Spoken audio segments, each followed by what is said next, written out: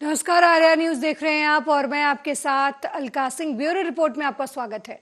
अमरावती से खबर है। एएनसी विधायक रवि राणा और सांसद नवनीत राणा को लेकर चंद्रशेखर बावनकुले ने बयान दिया है और कहा है कि दोनों का विचार हिंदुत्व है। नवनीत राणा और रवि राणा को बीजेपी पार्टी में शामिल हो जाना चाहिए और कमल पर लड़ना चाहिए, उन्हें अलग चुनाव नहीं लड़ना चाहिए। बीजेपी के प्रदेश अध्यक्ष चंद्रशेखर बावनकुले ने जवाब दिया कि उन्हें बीजेपी में आना चाहिए और बीजेपी पार्टी को स्वीकार करना चाहिए। मी सांगितलं तुम्हाला, वारंवार सांगतोय, मागच्या दहीहंडीतही सांगितलं, आत्ताही सांगितलं, खुल्या मनाने त्यांना आता भाजपनं समर्थन दिलं पक्षाचं। आमचा प्रयत्न असेल, आम्ही शेवटी आमचा पक्ष वाढवण्याकरता प्रयत्न करतो की उद्या नवनीत राणाजी असतील, रवी राणाजी असतील, यांनी कमळावर लढावं, राष्ट्रीय पक्षामध्ये यावं, ते राष्ट्रीय पक्षामध्ये काम करण्याचे योग्य आहे। त्यांनी हनुमान चालीसा आणि त्या ठिकाणी मोठ्या प्रमाणावर हिंदू संस्कृतीचं जतन करण्याचं काम केलं आहे। हिंदुत्वाबद्दल त्यांचे विचार परखड आहे आणि त्यामुळं समविचारी पक्षाच्या लोकांनी वेगळं न लढता नवनीत राणा आणि रवी राणांनी भारतीय जनता पक्ष स्वीकारावा। पुढच्या काळामध्ये त्यांनी पक्षात यावं। जर ते पक्षात आले तर त्यांचा खऱ्या अर्थाने आम्ही सर्व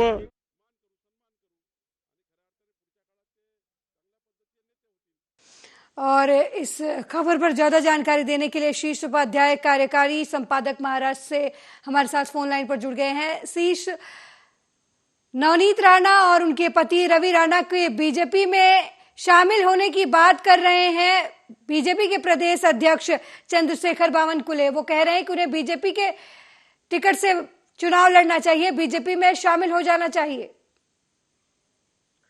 नवनीत राणा और रवि राणा दोनों ने जब पिछली उद्धव ठाकरे की सरकार थी उस दौरान हनुमान चालीसा को लेकर के जिस तरह से एक नया आंदोलन उन्होंने खड़ा किया था और एक अपने अमरावती से लेकर के मुंबई तक उन्होंने लोगों को इस मुद्दे पर झकझोर करके रख दिया था। तब से ही लोग ये कयास लगा रहे थे कि कहीं न कहीं नवनीत राणा और रवि राणा इस बार भारतीय जनता पार्टी की तरफ आकर्षित हो रहे हैं और हो सकता है आज नहीं तो कल भारतीय जनता पार्टी से मिल जाए।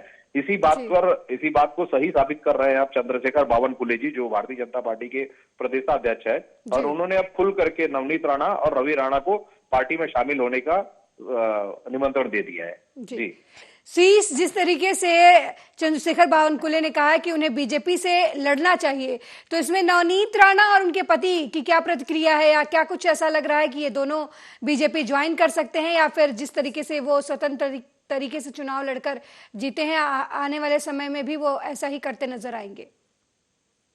देखिए, अभी जो भारतीय जनता पार्टी और शिंदे को मिला करके जो सरकार बनी हुई है, इसको खुले तौर पर नवनीत राणा और रवि राणा का समर्थन मिला हुआ है। इससे ये साफ तो हो ही जाता है कि वो भारतीय जनता पार्टी की तरफ ही है ना। अब सिर्फ एक औपचारिकता बची हुई है कि कब नवनीत राणा और रवि राणा अपने आप को भारतीय जनता पार्टी के नेता घोषित करते हैं, और ये तो तय ही है कि वो अगला चुनाव जो है भारतीय जनता पार्टी और भारतीय जनता पार्टी के टिकट पर ही लड़ेंगे।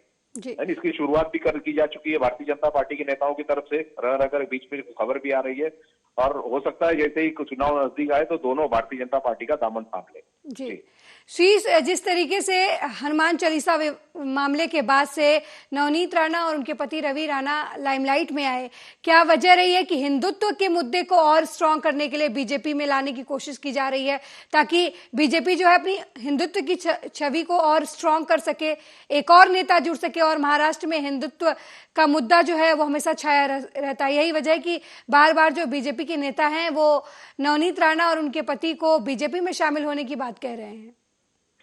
देखिए, नवनीत राणा और रवि राणा दोनों एक अपक्ष सांसद और विधायक हैं। अमरावती में उन लोगों का अपनी एक पकड़ है, और ये निश्चित है कि अगर दोनों नेता भारतीय जनता पार्टी की तरफ आ जाते हैं तो एक संसदीय क्षेत्र और उसके अंदर की विधानसभा, ये तो कंफर्म हो जाता है कि भारतीय जनता पार्टी की एक सीट और प्लस हो जा रही है।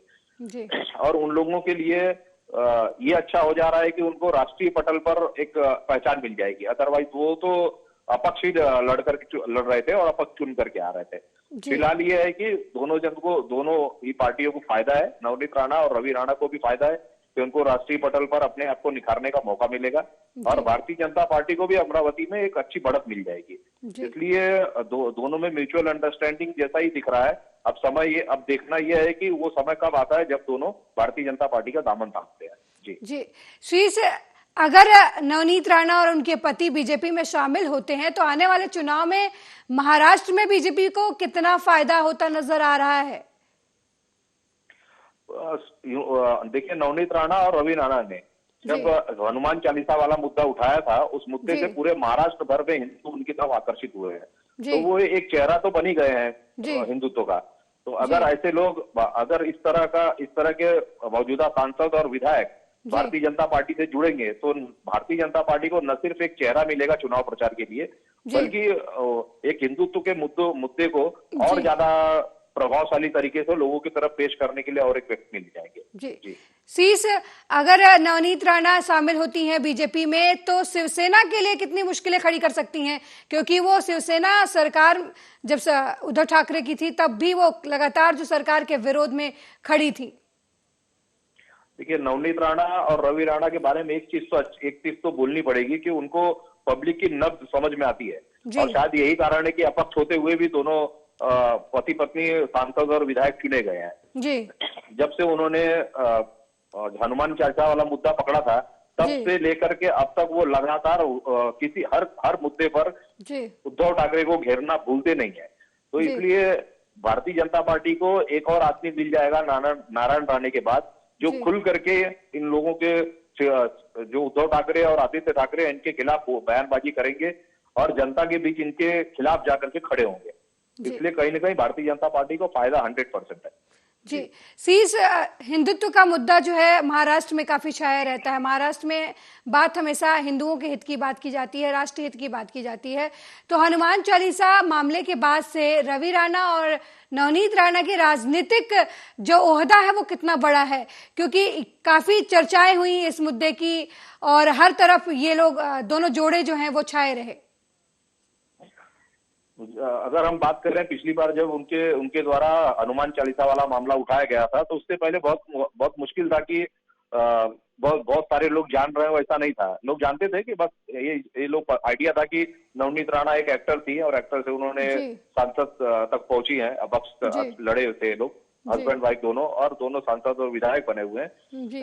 इतनी जानकारी थी, लेकिन लोगों के अंदर इनकी उतनी पैठ नहीं थी। हाँ, ये जरूर है कि जब जैसे उन्होंने हनुमान चालीसा वाला मुद्दा उठाया और अपने आप को गिरफ्तारी तक दी उन लोगों ने, तो इसका कहीं ना कहीं पब्लिक मैंडेट तो बना ही है उनके फेवर में। जी। और हिंदुत्व वाला मुद्दा खाली महाराष्ट्र नहीं, हिंदुत्व का मुद्दा पूरे देश पर छाया हुआ है। जी। इसलिए महाराष्ट्र के चुनाव में भारतीय जनता पार्टी को और एक ऐसा चेहरा मिले जो हिंदुत्ववादी बात कर रहा हो, तो ये कहीं ना कहीं भारतीय जनता पार्टी के लिए फायदेमंद ही बात है। जी। नवनीत राणा जिस तरीके के ये लोग दलीय होके भी जीत हासिल की है, और अगर ये बीजेपी में शामिल होते हैं तो किस तरीके का बदलाव देखने को मिलता है और क्या फायदा नवनीत राणा और रवि राणा को मिलता नजर आता है? क्योंकि अभी तक ये निर्दलीय थे और अलग संगठन से थे, तो बीजेपी में आने के बाद उन्हें क्या कोई बड़ी पदवी दी जा सकती है पार्टी में या फिर कोई और राजनीतिक लाभ? देखिए, नवनीत राणा जब पिछली बार जब सांसद चुनी गई थी तो उनको अंदर ही अंदर राष्ट्रवादी कांग्रेस की तरफ का राष्ट्रवादी कांग्रेस से पूरा समर्थन प्राप्त था जी। और उनके और राष्ट्रवादी कांग्रेस के बीच की जो दूरियां बीच में पनपी हैं उसकी वजह से उनको किसी न किसी राष्ट्रीय पॉलिटिकल पार्टी की आवश्यकता थी, क्योंकि चुनाव सिर्फ अकेले दम पर लड़ लेना अलग बात है और उसको जीतना अलग बात है। तो जब राष्ट्रवादी कांग्रेस पार्टी का सपोर्ट उसके पास से हट जाता है तो ऐसे में उनको भारतीय जनता पार्टी या कांग्रेस या किसी न किसी बड़ी पार्टी की जरूरत थी। तो उन्होंने बहुत अच्छा, इसको बोल सकते हैं कि उन्होंने बहुत अच्छा चुनाव किया। उन्होंने हिंदुत्व का मुद्दा पकड़ा, हिंदू लोगों को अपनी तरफ आकर्षित किया और एक ये हनुमान चालीसा का मुद्दा उठा करके लोगों के बीच तक पहुंचे, है ना। तो ये सब चीजों को देखते हुए ये चीज तो है कि उनको फायदा तो हुआ है इस मुद्दे का। जी। जी। सीरीज कितना फायदा बीएमसी चुनाव में होगा, क्योंकि हिंदुत्व की बात होती है, विकास की बात होती है, और अब अगर नवनीत राणा जो है वो बीजेपी में शामिल होते, क्योंकि लगातार जो बीजेपी नेताओं की तरफ से उन्हें प्रपोजल दिया जा रहा है खुले तौर पर, तो इसे किस तरीके से ले? क्या बीएमसी चुनाव जो है वो नजदीक है, उसकी वजह से ऐसा प्रपोजल बार बार दिया जा रहा है, ताकि बीएमसी जो गढ़ मानी जाती है एक तरीके से शिवसेना के उद्धव ठाकरे की, उसमें एक तरीके का सेंध लगाया जा सके, जो कहते हैं कि मनोवैज्ञानिक तरीके से प्रभाव डालने के लिए ये जो बार बार नवनीत राणा को और उनके पति को बीजेपी की तरफ से प्रपोजल दिया जा रहा है? देखिए, बीजेपी की तरफ से भारतीय जनता पार्टी की तरफ से मुंबई महानगर पालिका चुनाव को जीतने की हर कोशिश की जाएगी। और इसी कोशिश के साथ अभी 19 तारीख को प्रधानमंत्री नरेंद्र मोदी जी का एक बड़ा सा कार्यक्रम यहाँ बीकेसी में होने वाला है, बांद्रा कुर्ला कॉम्प्लेक्स में, जहां पर 1.5 लाख से ज्यादा लोगों को जुटाए जाने की तैयारी की जा रही है। इस तैयारी में भारतीय जनता पार्टी ने अपनी पूरी ताकत झोंक दी है।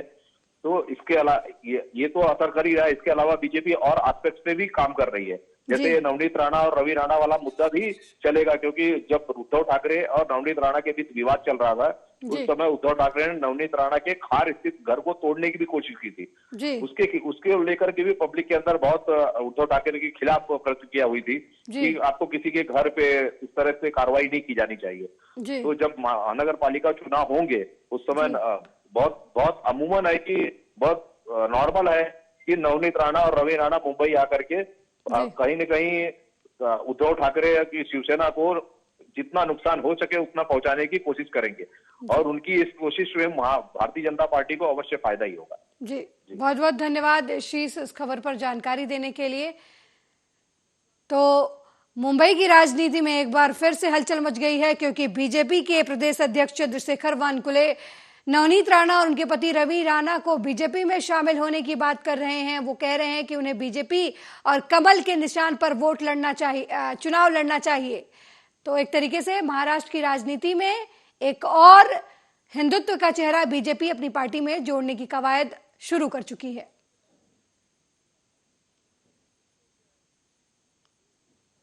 वहीं बुलंदशहर से खबर है, जहां पर बुलंदशहर में तापमान गिरते ही आसमान से बर्फ गिरने लगी। इस दौरान खेतों में सफेद चादर की तरह बर्फ दिखाई दी।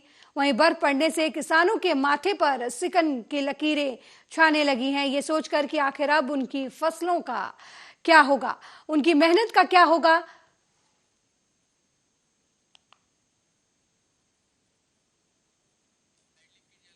तस्वीरों में आप देख सकते हैं कि किस तरीके से जो ओस की बूंदें हैं घास पर बर्फ की चादर में तब्दील हो गई हैं। इसकी वजह से किसानों को खासा नुकसान हो सकता है, उनकी फसलें बर्बाद हो सकती हैं।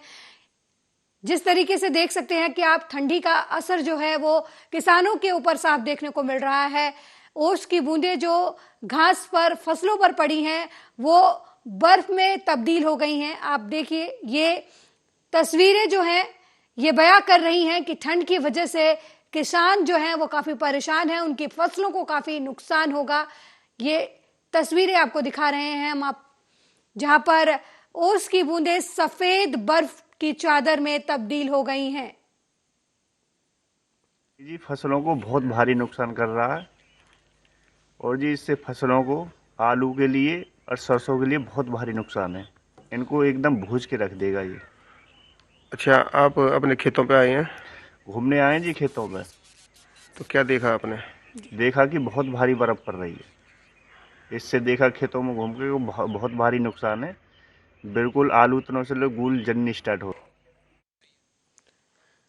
और वहीं इस खबर पर ज्यादा जानकारी के लिए मुकेश आर्य संवाददाता बुलंदशहर से हमारे साथ फोन लाइन पर जुड़ गए हैं। मुकेश आर्य, खेतों में बर्फ की चादर पड़ी हुई है, ओस की बूंदें बर्फ में तब्दील हो गई हैं, क्या कुछ अपडेट है? जी बिल्कुल, जनपद बुलंदशहर के पासू ब्लॉक के ब्लॉक और स्याना ब्लॉक का ये मामला है जी, जहाँ जो लगातार जो सर्दी पड़ रही है, जिसकी ठंड पड़ रही है और जो सूखा पाला पड़ रहा है जी। जो फसलें आलू की है, सरसों की है, अन्य फसलें हैं, उन पर इस तरह जम गया जैसे एक चादर किसी ने चढ़ा दी हो। और जैसे किसान वहाँ खेत पर पहुंचे देखा है, काफी उनकी चिंताएं बढ़ी हैं, और उनका यह कहना है अगर इसी तरह अगर जो ये पाला इसी तरह पड़ता जाएगा, ये बर्फ इसी तरह पड़ती रही उनकी सरसों और आलू की फसल पूरी तरह बेकार हो जाएगी। जी मुकेश, कितना नुकसान होता नजर आ रहा है स्थानीय किसानों को, क्योंकि पाले की वजह से आपने अभी कहा कि आलू की फसल बर्बाद हो रही है, सरसों के फूल लगे हुए हैं, उन्हें उनके भी नुकसान होने की बात है, तो कितना किसानों को नुकसान होता नजर आ रहा है, किसानों का क्या कुछ कहना है? जी बिल्कुल, अगर इसी तरह माहौल रहा, इसी तरह अगर ये बर्फ पड़ती रही तो किसानों को लाखों रुपए का नुकसान इसमें होगा, क्योंकि एक एक किसान 10-10 बीघा 20-20 बीघा गेहूं की, आलू की, सरसों की खेती करता है जी। और अगर यही स्थिति रहे तो कहीं ना कहीं बड़ी चिंताजनक है। जी मुकेश, किसानों को जिस तरीके से नुकसान होने की संभावनाएं जताई जा रही हैं, ऐसे में पाले से अपनी फसलों को बचाने के लिए किसानों को क्या कुछ करना चाहिए? इसके लिए कृषि केंद्र की तरफ से क्या कुछ एडवाइस दिया गया है? किसी कृषि केंद्र जो अनुसंधान केंद्र है उनकी तरफ से क्या कुछ एडवाइस दिया गया है? जी बिल्कुल, अभी जैसे ही ये आज सुबह का ये मामला सामने आया है, अभी तक ना तो कोई स्थानीय अधिकारी वहां मौके पर पहुंचा है, ना कृषि विभाग से कोई पहुंचा है, ना तहसील की तरफ से पहुंचा है। अब किसानों से बाद में उन्होंने शिकायत की है, ना कहीं किसानों का कहना है कि अभी हम किसके पास शिकायत करें, अगर किससे कहें, जो नुकसान हमारा हो रहा है वो तो हो ही रहा है। जी मुकेश, किसानों की सबसे बड़ी बात ये भी अब जैसे कि इस तरह का मामला है, काफी चर्चित यह खबर रही है जनपद बुलंदशहर, सबसे अच्छी हाईलाइट खबर में रही है आज। स्थानीय अधिकारी किस प्रकार चेतते हैं और कृषि विभाग क्या इस पर संज्ञान लेता है, क्या उनके राहत की खबर लाता है, यह सबसे बड़ी बात है। मुकेश आर्य, स्थानीय किसानों की क्या कुछ मांगे हैं ठंड को देखकर, जिस तरीके से उनकी फसलों को नुकसान होने की आशंका जताई जा रही है, तो क्या उम्मीद जो है किसान शासन और प्रशासन की तरफ से लगा रहे हैं? बिल्कुल, किसान शासन प्रशासन यही उम्मीद रखता है कि जो उनकी फसलों में जो नुकसान है उसे किसी तरीके से जो उनके मतलब जैविक खाद है या कोई ऐसा कोई एडवर्टाइजमेंट लाया जाए जिससे कि वो अपने खत में प्रयोग कर सकें और जिससे कि जो उन्हें भारी नुकसान होने से बच सके। अगर उन्हें नुकसान होता है तो उसका मुआवजा उन्हें दिलाया जाए। जी मुकेश, किन फसलों को सबसे ज्यादा नुकसान होता नजर आ रहा है इस ठंड के मौसम में, और गेहूं की फसल के क्या हालात हैं? क्योंकि ठंड अगर बर्फ में तब्दील हो रही है तो जो गेहूं के जवे हैं वो नरम हैं, उनके भी नुकसान होने की बात हो रही है। बिल्कुल बिल्कुल, सरसों, आलू और गेहूं तीनों फसलों के लिए कहीं ना कहीं नुकसान वाली बात है। अगर इसी तरह से ये ठंड बढ़ती रही, इसी तरह से ये आलपा और बर्फ की चादर इसी तरह से पड़ती रही तो तीनों फसलों के लिए बहुत नुकसान की आशंका जताई जा रही है और किसानों के लिए सबसे बड़ी चिंता का विषय है। और लगातार ठंड बढ़ेगी तो उसी तरह किसानों की समस्याएं बढ़ती रहेंगी। जी मुकेश, क्या ठंड की वजह से कुछ फसलों को कुछ नए रोग भी फसलों में देखे जा रहे हैं? ठंड की वजह से अभी कोई मतलब विशेष रोग देखने को तो नहीं मिला है, लेकिन यही जो समस्या है यही किसानों सामने सबसे बड़ी आई है कि जो सर्द में पाला पड़ रहा है, पाले की वजह से उसकी जो बर्फ जो चादर जो जम गई है उसकी वजह से काफी किसान चिंतित हैं और फसल बर्बाद होने की भी संभावना बनी हुई है अगर यही स्थिति रहती है तो। मुकेश, क्या कुछ एडवाइजरी जारी की गई है कृषि अनुसंधान केंद्र की वजह तरफ से, क्योंकि अक्सर जो हिंदुस्तान में खेती होती है वो पारंपरिक तरीके से होती है, लेकिन वर्तमान समय में कुछ दवाइयां भी चली हैं, कुछ नई तकनीकी भी आई है जिनसे फसलों को मौसम की मार से बचाया जा सकता है, तो क्या आपके शहर में कृषि अनुसंधान केंद्र की तरफ से ऐसे कुछ मुहिम चलाई जा रही जिससे किसानों में जागरूकता फैलाई जाए कि किस तरीके से मौसम जब बदलता है या मौसम के प्रभाव से फसलों को बचाया जा सके? बिल्कुल, अभी तक ऐसा कोई मामला सामने नहीं आया है जो कृषि अनुसंधान द्वारा या जो संबंधित विभाग है उसके द्वारा जो नजदीकी है जो किसानों को जो पाला पड़ रहा है जो उसकी चादर फसलों में उनसे बताया जा सके। और आने वाले समय में ये क्या कोई ऐसा मामला कोई आता है तो वो किसानों के लिए अच्छी खबर होगी। मुकेश, सबसे ज्यादा मौसम का जो असर है वो सब्जी किसानों पर पड़ता है, तो कौन कौन सी ऐसी सब्जियां हैं जिनके खराब होने की स्थिति बन रही है, जिन पर असर पड़ रहा है ठंड का? सबसे ज्यादा इसमें असर पड़ रहा है इसके पाले का आलू है, पालक है, मेथी है और मटर है। मटर में इतना नुकसान नहीं क्योंकि काफी क्योंकि वो मोटी होती है, काफी इससे फर्क नहीं पड़ता है। इसमें वैसे टमाटर है, बैंगन है, इसमें हरी मिर्च है, काफी अन्य सब्जियां हैं जो पाले की चपेट में आकर किसानों को काफी नुकसान होता है। क्योंकि वो पूरी तरह से बन नहीं पाती है। जो अगर छोटा रह गया, जो पीस छोटा रह गया वो छोटा ही रह जाता है, इस पाली से उसके बढ़ोतरी नहीं हो पाती है उसके साइज में। जी मुकेश, किसानों की फसलों की पैदावार पर इस ठंड का कितना असर देखने को मिलेगा? किसान किस तरीके की बात कर रहे हैं? किसान इस समस्या को लेकर कहीं ना कहीं चिंतित तो है। अब अगर इसी तरह ठंडी रही काफी नुकसान किसानों को होगा, और इसी तरह अगर पाला पड़ता रहा तो भारी नुकसान होने की संभावना किसानों को किसान होगी, और किसान जता भी रहे हैं। और वो ईश्वर से यही प्रार्थना करते हैं कि आगामी दिनों में मौसम साफ रहे, जिस तरह जो वर्तमान में बना हुआ, जिससे उनकी फसलों को ज्यादा नुकसान ना हो। बहुत बहुत धन्यवाद मुकेश इस खबर पर जानकारी देने के लिए। तो बुलंदशहर में इस समय बर्फ की सफेद चादर देखने को मिल रही है। आपको बता दें कि बुलंदशहर में पाला इतना तगड़ा पड़ रहा है कि उसकी वजह से जो घास हैं, जो फसलें हैं, उनके ऊपर जो ओस की बूंदें पड़ी हैं वो बर्फ में तब्दील हो चुकी हैं। ये तस्वीरें आपको हम बुलंदशहर से दिखा रहे हैं, जहां पाले की वजह से किसान बेहद परेशान हैं। उनकी आलू की फसल, सरसों की फसल को काफी नुकसान होने का अंदेशा जो है जताया जा रहा है। किसानों को अब प्रशासन से मदद की दरकार है।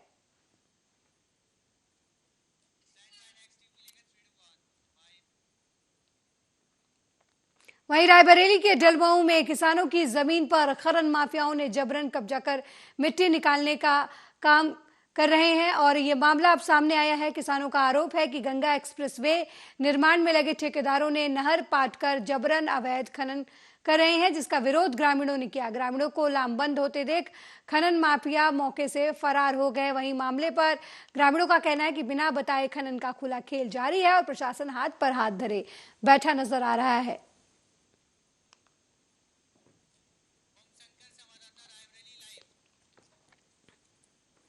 और इस खबर पर ज्यादा जानकारी के लिए ओम शंकर संवाददाता रायबरेली से हमारे साथ लाइव जुड़ चुके हैं। ओम शंकर, किसानों की जमीन पर अवैध खनन किया जा रहा है, क्या कुछ अपडेट है इस खबर को लेकर? खनन किया गया है तो स्थानीय पुलिस की मिलीभगत होती है, और रात बजते ही पुलिस की मिलीभगत और खनन माफिया से लगातार विरोध हो जाते हैं, और वो जो है उनके डंपर ट्रैक्टर ट्रालियों से भरकर मिट्टी पूरी रात ढोई जाती है। रात में जो है खनन अधिकारी जो है वो अपना सीयूजी नंबर ले उठाते हैं। स्थानीय पुलिस जो है वो पूरी तरह से जो है एक तरह से मॉनिटरिंग करती है, जिससे जो है खनन माफियाओं के हौसले रायबरेली जनपद में बुलंद है। ये कोई पहला मामला नहीं है, एक बानगी भर है। सच्चाई तो ये है कि पूरे जनपद में जो है वो खनन माफियाओं के हौसले बुलंद है, और वो बेहिसाब लगातार रात में खनन जारी रहता है। ओम शंकर, किन लोगों के इस खनन उसमें शामिल होने की बात सामने आ रही? कौन से ऐसे लोग हैं जो शासन प्रशासन को ताक पर रखकर ऐसी हिमाकत करते नजर आ रहे हैं? हाँ, अगर बात किया जाए शासन प्रशासन की तो ये कंपनियां होती है गंगा एक्सप्रेसवे के निर्माण में लगी हुई कंपनियां। हालांकि इनको जो है मिट्टी के भुगतान का पेमेंट दिया जाता है, लेकिन ये जो है चोरी छुपे लेकर बगैर परमिशन के, अगर परमिशन इनकी है कि जमीन से 3 फुट ही खोदा जाएगा तो ये 7 से 8 फुट की खुदाई करती है, तो इसको अवैध खनन श्रेणी में गिना जाता है। और इसमें जो है स्थानीय पुलिस की भूमिका प्रमुख रूप से होती है, क्योंकि बगैर उसकी संलिप्तता के अवैध खनन संभव ही नहीं है क्षेत्र में। तो ये डलमऊ का जो ये थाना है, धुंधई गांव एक बानगी भरा। सच्चाई तो ये है कि पूरे जनपद में ही जो खनन माफियाओं के हौसले बुलंद है, और खनन अधिकारी व स्थानीय पुलिस की मिलीभगत से प्रतिदिन रात 10 बजे से लेकर सुबह 5 बजे तक लगातार खनन होता है, और उस पर जो है अधिकारी चुप्पी साधते हैं। जी ओम शंकर, स्थानीय लोगों ने क्या इसकी शिकायत जो प्रशासनिक अधिकारियों से की है कि नहीं? क्योंकि रात 10 बजे का समय होता है, इस वजह से स्थानीय पुलिस जो है वो जांच की बात करके टालती है, और बहुत ज्यादा दबाव पड़ता है अधिकारियों को, तो 1-2 ट्रैक्टर ट्राली पकड़कर सीज कर देती है। लेकिन बात अगर जमीनी हकीकत करी जाए तो पूरे जनपद में खनन माफियाओं के हौसले बुलंद है, और रात होते ही वो ट्रैक्टर ट्राली डंपर लेकर निकल पड़ते हैं, और धरती का सीधा चीर कर जो है वो मिट्टी खोद कर जो है उसका कमर्शियल उपयोग करके अपने निजी कामों में जो है उसको बेचते हैं। ओम शंकर, मेरा सवाल है कि क्या स्थानीय लोगों ने इसकी शिकायत प्रशासनिक अधिकारियों से की है? कोई ज्ञापन सौंपा है अधिकारियों को? लेकिन फोन के द्वारा सूचित किया जाता है। कई बार प्रधान लोग आते हैं और जिलाधिकारी से लेके एसडीएम तक की गुहार लगाते हैं, लेकिन चूंकि खनन रात में 10 बजे होता है और खनन अधिकारी का सीयूजी नंबर न उठना एक इस बात को साबित करता है कि कहीं ना कहीं उनकी एक मिलीभगत से ये सब हो रहा है। क्या ये प्रशासनिक अधिकारियों की लापरवाही नहीं नजर आती? क्योंकि एनजीटी के आदेशानुसार एक मानक तय किया गया है कि जमीन से कितने फुट तक खुदाई होनी है, और ऐसे में ये धड़ल्ले से जो अवैध खनन का काम चल रहा है, इसको लेकर प्रशासन की अनदेखी नहीं नजर आ रही? क्या प्रशासन जानबूझकर अपनी आंखें बंद किए हुए है या फिर अभी तक उन्हें कोई शिकायत नहीं मिली?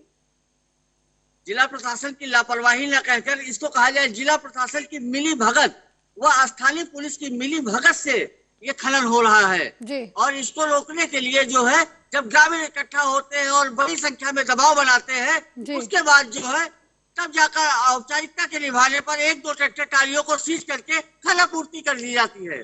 जी ओम शंकर, स्थानीय लोगों की क्या कुछ मांग है? क्या कुछ चाहते हैं स्थानीय लोग? किस तरीके की कार्रवाई जो है खनन माफियाओं के खिलाफ हो? स्थानीय लोगों की लगातार मांग रहती है खनन माफियाओं के जो है ट्रैक्टर ट्राली इनके डंपर सीज हो जाए और उसके बाद जो है जो खनन कर रहे हैं इनके ऊपर मुकदमा पंजीकृत करके विधिक कार्रवाई करी जाए।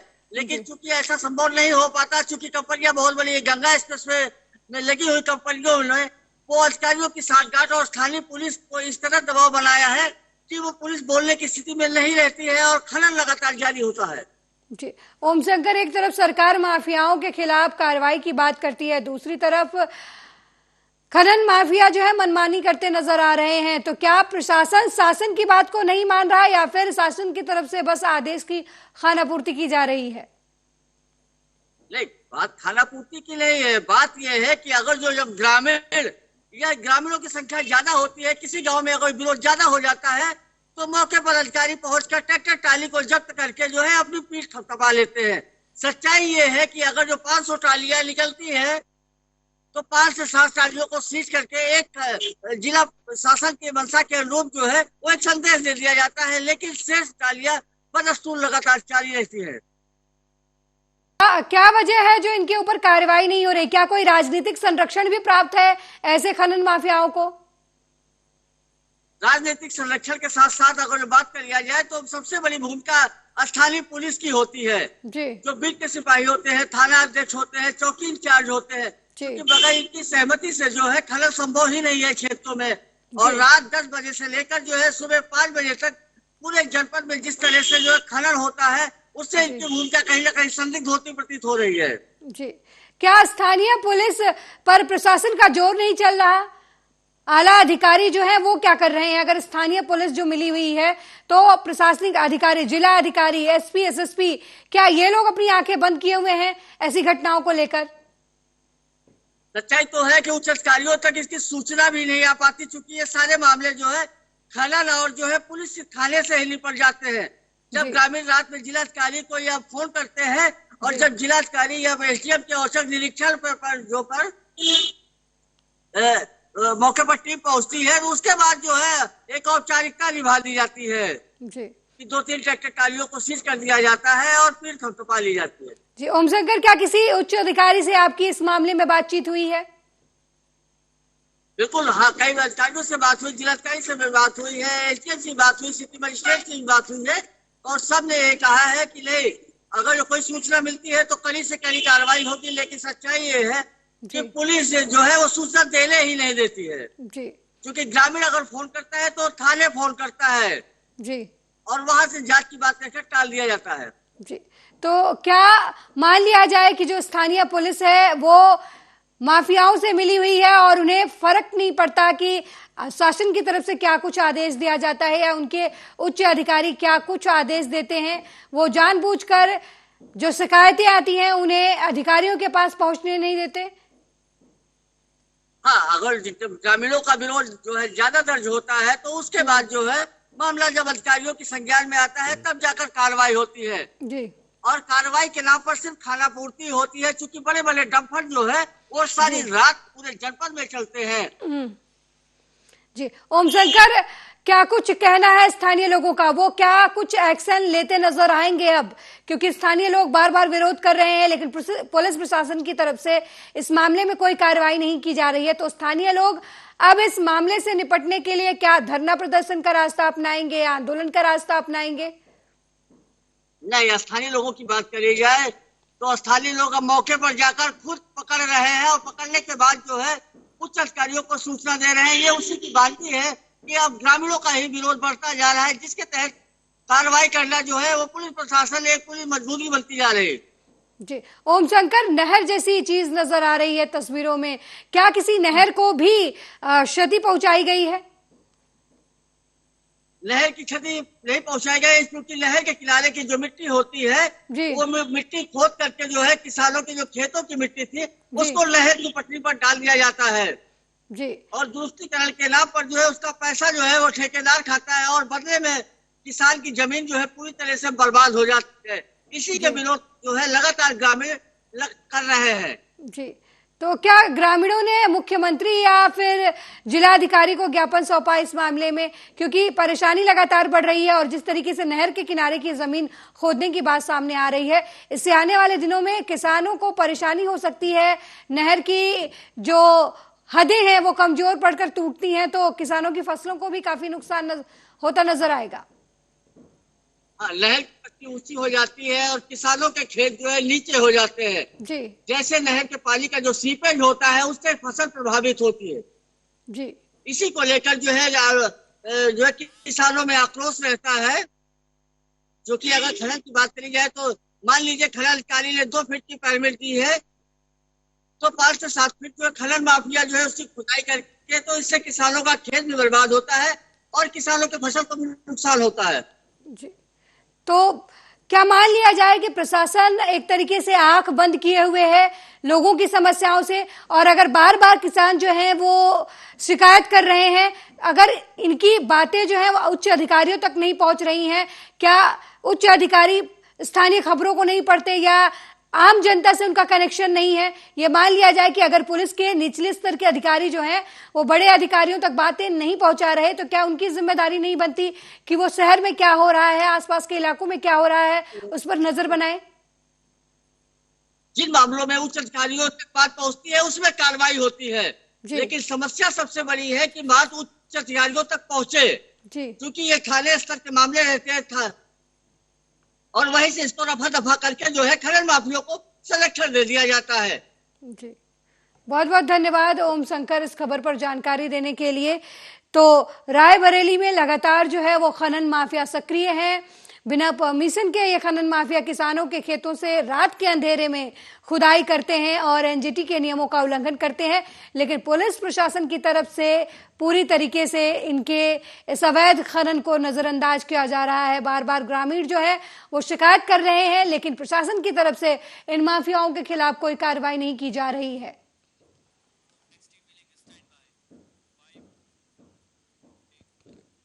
वहीं आगरा शहर को ताजमहल के कारण मोहब्बत की नगरी के लिए जाना जाता है, लेकिन इस समय यह नगरी देह व्यापार के लिए भी सुर्खियों में है। आगरा पुलिस लाख कवायद कर रही है, लेकिन आगरा शहर से देह व्यापार को खत्म करने में नाकाम नजर आ रही है। पुलिस को पूरी तरीके से सफलता नहीं मिल रही है। थाना ताजगंज क्षेत्र के विभव नगर में अरोमा स्पा सेंटर है। इस सेंटर पर मसाज की आड़ में देह व्यापार कराए जाने की पुलिस को शिकायत मिल रही थी। इस शिकायत के पुख्ता होने पर पुलिस ने स्पा पर छापेमार कार्रवाई की। इस छापेमार कार्रवाई में स्पा सेंटर पर भगदड़ मच गई। पुलिस ने इस स्पा सेंटर से देह व्यापार में संलिप्त 4 युवतियों सहित 10 लोगों को गिरफ्तार किया है, जिसमें सेंटर चालक 2 भाई भी शामिल हैं। मामले में देह व्यापार निवारण अधिनियम में मुकदमा दर्ज किया गया है। डीसीपी सिटी विकास कुमार ने बताया कि थाना पुलिस ने जिस स्पा सेंटर पर छापेमार कार्रवाई की है उसकी जांच पड़ताल कराई गई है, तो पता चला कि उसके पास स्पा सेंटर चलाने का कोई भी लाइसेंस नहीं है, ना ही उसने पंजीकरण करा रखा है। इसको भी मुकदमे में दर्ज किया गया है और उचित कार्रवाई की जा रही है। आगरा पुलिस लगातार कमिश्नर सर के निर्देशन में स्पा में जो अवैध कार्य चलते हैं इसके अगेंस्ट कार्रवाई कर रही है। कुछ दिन पहले भी ताजगंज क्षेत्र में स्पा में रेड डाला गया था और उसी के क्रम में कल भी एक स्पा जिसका नाम अरोमा है वहाँ रेड डाला गया और वहाँ मौके से स्पा के ओनर, उसके मैनेजर, सफाई कर्मी, 3 ग्राहक और 4 युवतियों को पुलिस ने गिरफ्तार किया है और इसमें अभियोग पंजीकृत कर लिया गया है और उनके पास से 11 मोबाइल, 1 लैपटॉप, 2 आधार कार्ड 25,920 रुपये और साथ में $119 करेंसी।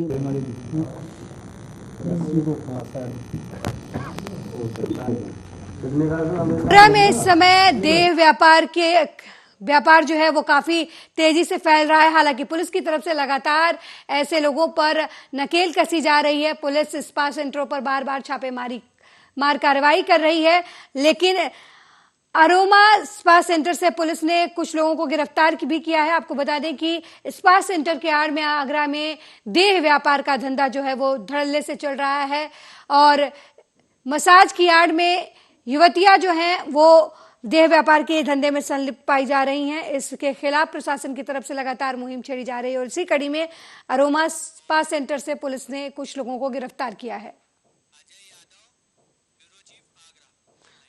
और इस खबर पर ज्यादा जानकारी के लिए अजय यादव, ब्यूरो चीफ आगरा से हमारे साथ फोन लाइन पर जुड़ गए हैं। अजय, पुलिस ने अरोमा स्पा सेंटर पर छापेमार कार्रवाई की है और कुछ लोगों को गिरफ्तार किया है, क्या कुछ अपडेट है इस खबर पर? देखिए, आगरा के थाना ताजगंज क्षेत्र के भेवन नगर अरोमा स्पा सेंटर का मामला है, जहां यह मसाज की आड़ में देह व्यापार कराए जाने की पुलिस को सूचना मिल रही थी। इसको लेकर एक टीम गठित की जाती है, फिर खुफिया जानकारी के आधार पर पूरा पुलिस बल के एसओजी के साथ छापा मारा जाता है, जहां 4 युवतियों और 10 लोगों को पकड़ लिया जाता है, जिसमें स्पा संचालक साथ में उसका भाई और 3 ग्राहक मौके पर पकड़े जाते हैं। जी अजय, ये जो युवतियां इसमें संलिप्त थी वो कहाँ की बताई जा रही हैं, किस जगह की है और इनके बारे में कुछ जानकारी? देखिए, ये 3 लड़कियां आगरा की है, एक बाहर की है जो मौके से पकड़ी गई है। लेकिन आगरा पुलिस बार बार कार्रवाई करती है स्पा सेंटरों पर, फिर भी देह व्यापार रोकने का नाम नहीं ले रहा है। और सबसे बड़ी बात यह, कार्रवाई सिर्फ एक स्पा सेंटर को होती है जिसकी सूचना या शिकायत की जाती है, लेकिन ऐसे तमाम स्पा सेंटर हैं जो संचालित है आगरा शहर में, दर्जनों संचालित हो रहे हैं जो अवैध रूप से चालू है, जिनका कोई लाइसेंस नहीं है और स्पा की आड़ में यह सेक्स रैकेट चलाते हैं। इन पर पुलिस कार्रवाई नहीं करती है, जब किसी विशेष शिकायत पर ही कार्रवाई की जाती है। लेकिन ये संचालित क्यों हो रहे हैं? क्योंकि पुलिस को भी पूरा तरह संज्ञान रहता है, स्थानीय पुलिस को भी संज्ञान रहता है, फिर समय समय पर कार्रवाई होती तो है, लेकिन सिर्फ खाना पूर्ति करके फिर छोड़ दिया जाता है। जी अजय, क्या वजह है कि आगरा में देह व्यापार में लोग इतने संलिप्त पाए जा रहे हैं और स्पा सेंटर, ऐसे स्पा सेंटर क्यों प्रशासन और शासन की नजर में नहीं आते? क्योंकि स्पा सेंटर के लिए भी रजिस्ट्रेशन की जरूरत होती है और अगर स्पा सेंटर में देह व्यापार का धंधा चलाया जा रहा है तो प्रशासन से चूक कहाँ हो रही है? जो आगरा शहर है वो ताजमहल के कारण को मोहब्बत की ताजनगरी भी कहते हैं, तो इसलिए यहाँ देह व्यापार के लिए ये सुर्खियों में भी रहता है और आगरा पुलिस अपनी पूरी तरह कार्रवाई करती है, लेकिन सफलता पूरी तरह नहीं ले पाती है, क्योंकि समय समय पर देह व्यापार में पिछली बार स्पा सेंटर पर छापा मारा गया था जहाँ विदेशी लड़कियां भी पकड़ी गई थी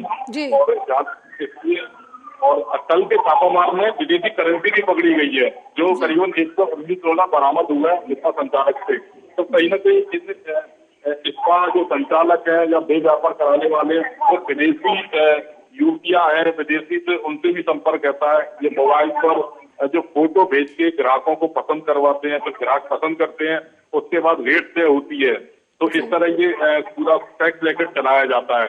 जब इसको पुलिस को सूचना मिलती है या कोई वीडियो वायरल होता है सोशल मीडिया पर सेंटरों का, तब पुलिस हरकत में आती है, फिर कार्रवाई करती है। जी अजय, देह व्यापार को रोकने के लिए क्या कुछ प्रशासन की तरफ से कदम उठाए जा रहे हैं?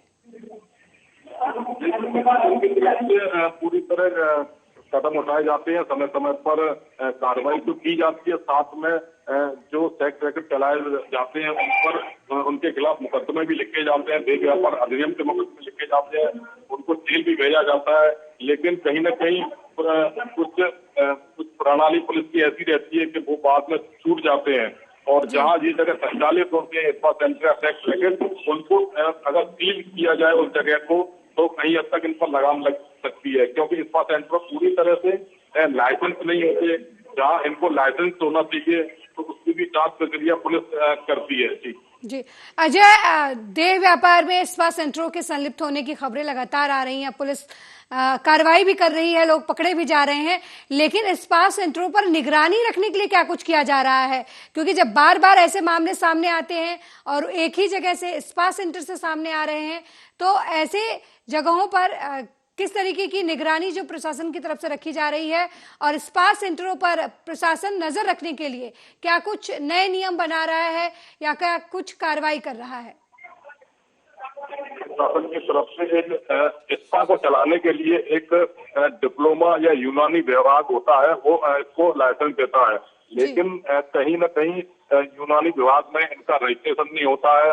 एक यूरोथेरेपी के नाम पर स्पा को एक रूप दे दिया जाता है, लेकिन इस स्पा की आड़ में ये लोग देह व्यापार कराते हैं, जहाँ लड़कियां को हायर करते हैं, उनके जो रेट तय होती है, ग्राहक आता है, तो इस तरह से ये पूरा रैकेट संचालित किया जाता है।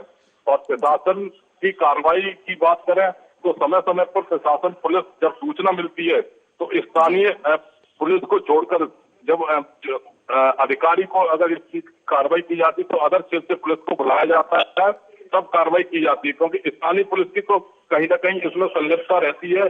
अगर स्थानीय पुलिस अगर समय पर कार्रवाई करेगी तो ये इस तरह के सेक्स रैकेट बहुत जल्दी बंद हो जाएंगे। बहुत बहुत धन्यवाद अजय इस खबर पर जानकारी देने के लिए। तो लगातार जो है आगरा में देह व्यापार की खबरें जो हैं सामने आ रही हैं, खासकर स्पा सेंटरों के इस व्यापार में संलिप्त होने की खबर सामने आ रही है। इसके ऊपर प्रशासन की तरफ से लगातार कार्रवाई की जा रही है, लेकिन स्पा सेंटर में ये काम धड़ल्ले से हो रहा है। आरोपी पकड़े जाते हैं, छूटते हैं, फिर नए सिरे से उसी काम में जुट जाते हैं।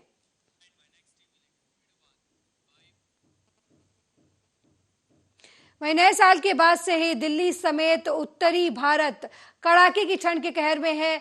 मौसम विभाग की जानकारी के मुताबिक उत्तर भारत के इलाकों में तापमान में न्यूनतम 4 डिग्री सेल्सियस और अधिकतम 2 डिग्री सेल्सियस तक की गिरावट होने की संभावना है। मौसम विशेषज्ञ के ट्वीट के अनुसार 14 से 19 जनवरी के बीच बर्फीली भीषण ठंड का अनुभव होगा और 16 से 18 जनवरी तक इसके सबसे ज्यादा होने की संभावना है। विभाग की जानकारी के मुताबिक जम्मू और कश्मीर में भीषण सर्दी का प्रकोप जारी रहेगा।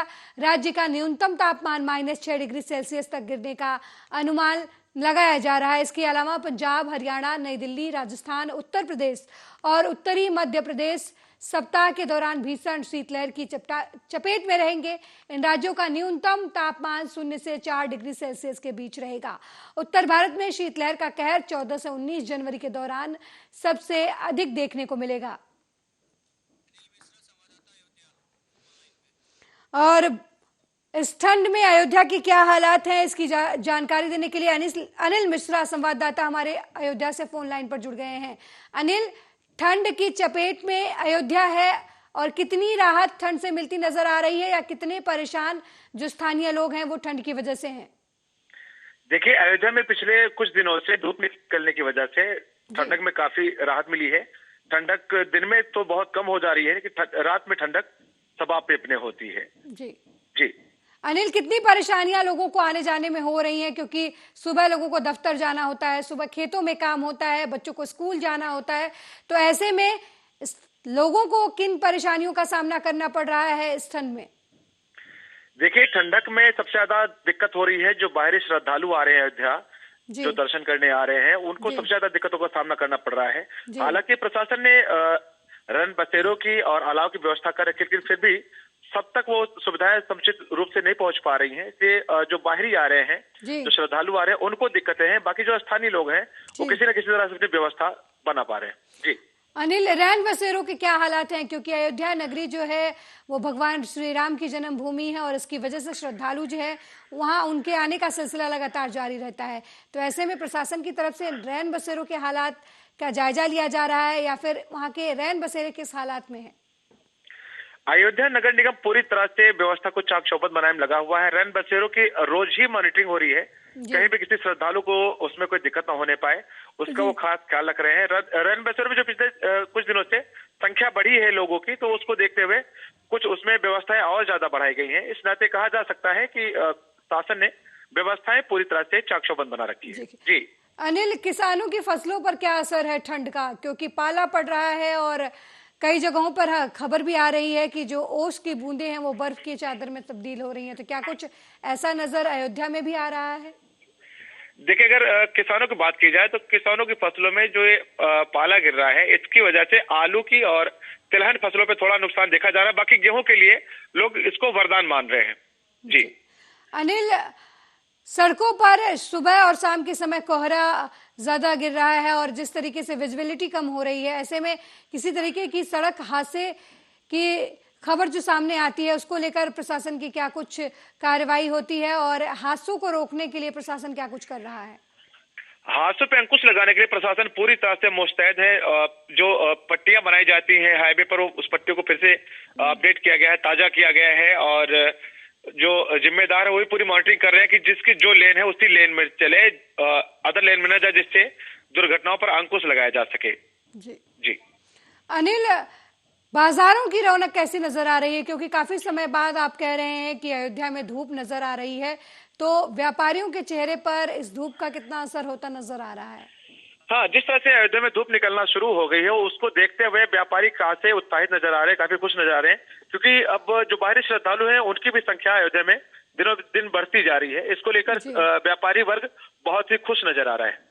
जी अनिल, श्रद्धालुओं की संख्या में कितनी बढ़ोतरी हुई है, क्योंकि ठंड की वजह से लोगों का आना कम हो गया था अयोध्या नगरी में। हालांकि राम के दर्शन करने के लिए लोग लालायित रहते हैं, लेकिन अब धूप निकल रही है तो अब और ठंड की वजह से कितना फर्क नजर आ रहा है श्रद्धालुओं की संख्या में? देखिए, अयोध्या में इस टाइम श्रद्धालु काफी गुलजार हो रही है। अयोध्या की गलियां जय श्री राम के उद्घोष से पूरी तरह से झंकृत हो रही है, क्योंकि दूर से भी श्रद्धालु, यहाँ तक कि विदेशों के भी तमाम श्रद्धालु अयोध्या में देखे जा रहे हैं। काफी संख्या में श्रद्धालुओं ने अयोध्या का रुख कर लिया है और इस टाइम अयोध्या खचाखच भरी है श्रद्धालुओं से, जो कि दिनों दिन उनकी संख्या बढ़ती ही जा रही है अयोध्या में। जी अनिल, अस्पतालों के क्या हालात नजर आ रहे हैं, क्योंकि सर्दी की वजह से कोरोना का भी समय है और ऐसे में प्रशासन की तरफ से क्या कुछ व्यवस्था की जा रही है? देखिए, हॉस्पिटल में तो ज्यादा व्यवस्था नहीं देखी जा पा रही है, क्योंकि जिस तरह से सरकार ने गाइडलाइन जारी की थी कोविड को लेकर की एहतियात बरते जाए, लेकिन अगर धरातल पे देखा जाए तो यहाँ की जिम्मेदारी उस पर उसका मजाक उड़ाते साफ देखे जा रहे हैं, क्योंकि यहाँ पे कोई भी मास्क नहीं लगा रहा है। अगर ठंडी को लेकर बात की जाए स्वास्थ्य केंद्र की, तो वहाँ पे कोई ऐसी सुविधा नहीं देखी जा रही जिससे ये कहा जा सके कि जो भी वहाँ पर मरीज आ रहे हैं, अब जो भी लोग आ रहे हैं उनको उससे कोई राहत मिल रही हो। अनिल, ठंड के मौसम में बच्चों में निमोनिया की शिकायत काफी बढ़ जाती है, तो ऐसे में इससे निपटने के लिए प्रशासन की तरफ से टीकाकरण को लेकर क्या कुछ किया जा रहा है? अगर शहरी क्षेत्र की बात की जाए तो शहरी क्षेत्र में कुछ जगहों पर देखा जा रहा है, लेकिन अगर वही देहात की बात की जाए तो देहात में टीकाकरण को लेकर विभाग पूरी तरह से निष्क्रिय देखा जा रहा है। गांव में भी कुछ दिनों पहले बीमारियों ने अपनी था, वहां की भी वही स्थिति है। कुल मिला के यही बात की जाए तो स्वास्थ्य महकमा गांव को लेकर पूरी तरह से उदासीन है। कोई भी जिम्मेदारी निभाने से वो लोग नजरें चुराते से नजर आ रहे हैं। जी बहुत बहुत धन्यवाद अनिल, अयोध्या के हालात बताने के लिए। और ठंड से अयोध्या में कुछ राहत मिली है, दिन में धूप खिल रही है, लेकिन सुबह और शाम के ठंड जो है वो खतरनाक है, उसकी वजह से विजिबिलिटी कम है। और वहीं सत्यम सिंह संवाददाता हमीरपुर से हमारे साथ फोन लाइन पर जुड़ गए हैं हमीरपुर के हालात बताने के लिए। सत्यम, हमीरपुर में ठंड के क्या हालात हैं, कितनी राहत लोगों को मिली है या अभी भी ठंड की वजह से लोग परेशान हैं?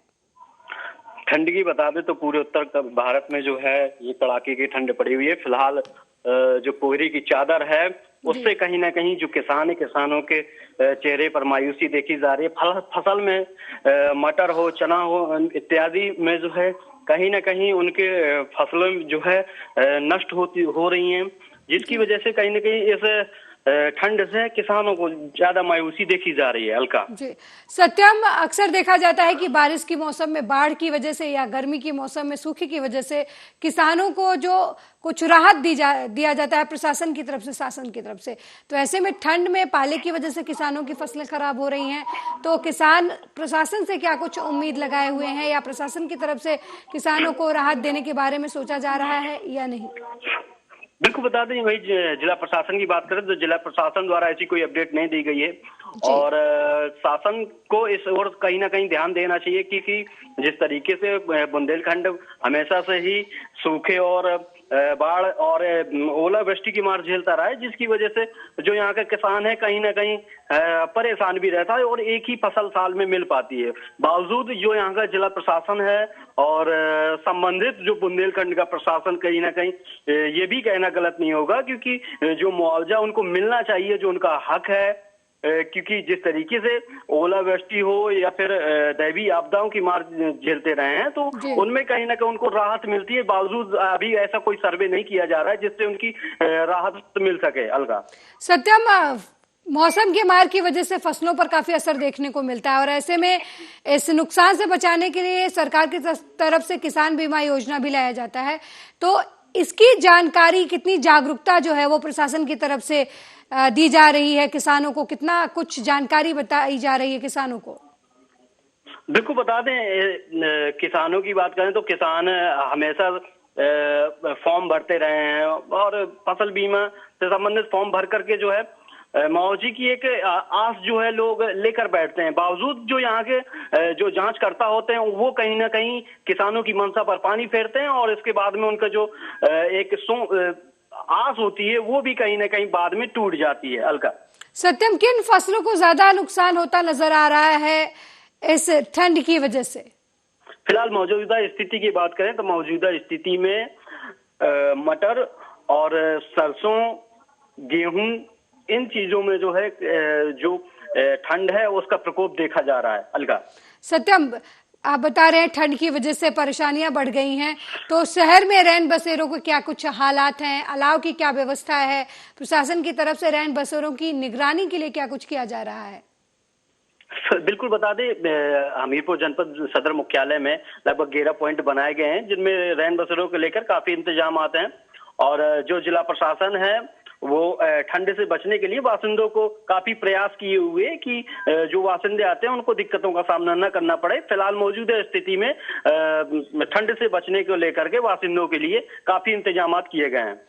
सत्यम, अक्सर शहरों में या कई जगहों पे देखा गया है कि कुछ लोग सड़क किनारे रहते हैं, उनको ठंड से बचाने के लिए या उन्हें प्रशासन की तरफ से क्या कुछ मदद दिया जा रहा है? बिल्कुल सही बात कही आपने अलका, ये सही क्वेश्चन किया आपने। फिलहाल अभी कुछ दिनों पहले आर्या न्यूज ने जो है खबर चलाई थी बाढ़ पीड़ितों को लेकर के जो है, क्योंकि जिस तरीके से इस कड़ाके की ठंड में, हाड़ कपाऊ ठंड में जो वहाँ के स्थानीय लोग हैं जो बेघर हो गए हैं बाढ़ की वजह से, हर बार बाढ़ आती है जिसमें सैकड़ों घर जो है बह जाते हैं। उनमें से एक खबर हमने आर्या न्यूज ने चलाई थी जिसके बाद में व्यापार मंडल ने कदम भी बढ़ाए हुए थे और उनको जो है कंबल से संबंधित राशन की चीजें जो है मुहैया करवाई गई थी। बावजूद जो यहाँ का जिला प्रशासन है वो कहीं ना कहीं मुर्दा बना हुआ है, मूक दर्शक बना हुआ है और एक बड़ी अनहोनी की आस लगाए हुए बैठा हुआ है, क्योंकि जिस तरीके से हम लोग जागरूक कर रहे हैं, जिला प्रशासन को जगाने का प्रयास कर रहे हैं कि जो वहाँ के वासिंदे हैं, स्थानीय लोग हैं, बेघर हो गए हैं, उनको कहीं ना कहीं प्रधानमंत्री आवास योजना के तहत उनको आवास मिलना चाहिए। बावजूद जो यहाँ का प्रशासन है वो मुर्दा बना हुआ है और वो वहाँ के वासिंदे वो टीन टप्पर डाल करके जो है गुजर बसर कर रहे हैं। जी अलका। सत्यम, सड़क दुर्घटना की खबर ज्यादा नजर आती है ठंड के मौसम में और इस समय कोहरे की चपेट में है पूरा उत्तर भारत, तो हमीरपुर में प्रशासन की तरफ से कोहरे से निपटने के लिए या फिर सड़क दुर्घटनाओं को कम करने के लिए क्या कुछ कार्रवाई की जा रही है? किस तरीके की पेट्रोलिंग जो है वो हाईवेज की जा रही है? बिल्कुल, पेट्रोलिंग की बात करें तो जिला प्रशासन पेट्रोलिंग बराबर निरंतर कर रहा है। बावजूद जो NH 34 है, एक तरीके से खूनी सड़क कहा जाता है, वहां पे लगातार जो हादसों का सिलसिला है वो बढ़ता जा रहा है और लगभग यातायात माह की बात करें तो लगभग 150 के ऊपर मौतें हो चुकी हैं, जो आंकड़ा एक सोचा जाए तो हर NH से बढ़कर है। इस NH-34 को खूनी हाईवे भी कहा जाता है। यहाँ पे प्रदर्शन भी किया जाता रहा है कि यहाँ पे जो डिवाइडर है, डिवाइडर की मांग भी उनके ही पदाधिकारियों द्वारा, भाजपा के ही पदाधिकारियों द्वारा उठाई जाती रही है और उठाई भी गई है। बावजूद यहाँ पे जो यहाँ का जिला प्रशासन है और यहाँ के जो प्रतिनिधि हैं वो कहीं ना कहीं आंख में पट्टी और कान में बत्ती डालकर बैठे हुए हैं और कुछ भी देखने को तैयार नहीं है कि अगर ये डिवाइडर बनता है तो यहाँ के जो लोग हैं, आने जाने वाले जो स्थानीय लोग हैं, उनको दिक्कतें न करनी पड़े और जो उनके बच्चे हैं, जो बूढ़े हैं, जो नौजवान हैं, उनको दुर्घटनाओं से संबंधित अपनी जान न गंवानी पड़े। जी अलका। सत्यम, व्यापार जगत का क्या हालात है, क्योंकि काफी लंबे समय से ठंड के मौसम की वजह से बाजार सूने पड़े हुए थे, फिलहाल व्यापारियों के क्या हालात हैं? हाँ, व्यापारियों की बात करें तो कहीं ना कहीं थोड़ा बहुत धूप निकलने की वजह से जो गरीब तबके के व्यापारी हैं उनको राहत मिली हुई है और उनके चेहरे पे कहीं ना कहीं खुशी भी है, लेकिन एक तरीके से उनके चेहरे पर गम भी रहता है कि जो ऑनलाइन वेबसाइट चल गई हैं, ऑनलाइन के माध्यम से जो सामान घर घर तक पहुंचाने का प्रयास ऑनलाइन वेबसाइट के माध्यम से किया जाता है, वो कहीं ना कहीं गरीब तबके के जो व्यापारी हैं उनको नुकसान पहुंचाता है और जिसकी वजह से यहाँ के जो गरीब तबके के व्यापारी वो पिस रहा है। फिलहाल थोड़ा बहुत जो है उनको राहत मिली हुई है, कोहरे जो है छट रहा है, जिसकी वजह से उनको राहत मिली है। अलका। सत्यम, अस्पताल में किस तरीके के मरीज नजर आ रहे हैं ठंड के मौसम में? बिल्कुल, अगर जिला प्रशासन के रेशियो की बात करें तो जिला प्रशासन कोरोना के लेकर के जो काफी अलर्ट मोड पर है और मरीजों की जो संख्या है वो बढ़ती हुई कोरोना से संबंधित नजर आ रही है। बावजूद जिला प्रशासन इस पूरे कोरोना से निपटने के लिए अलर्ट मोड पर दिखाई दे रहा है। अलका, बहुत बहुत धन्यवाद सत्यम, हमें हमीरपुर की जानकारी देने के लिए कि किस तरीके से आम लोग जो हैं वो ठंड की वजह से परेशान हैं, कुहासे की वजह से जनजीवन जो है वो अस्त व्यस्त नजर आ रहा है। उत्तर भारत समेत दिल्ली, हरियाणा, कई राज्य जो हैं वो कोहरे की चपेट में हैं। मौसम विभाग की तरफ से लगातार एडवाइजरी जारी की गई है, येलो अलर्ट जारी किया गया है। हालांकि धूप की वजह से कुछ राहत दिन में मिलती नजर आ रही है। मेरे साथ ब्यूरो रिपोर्ट में फिलहाल इतना ही। देश दुनिया की तमाम खबरों को देखने के लिए देखते रहिए आर्या न्यूज। नमस्कार।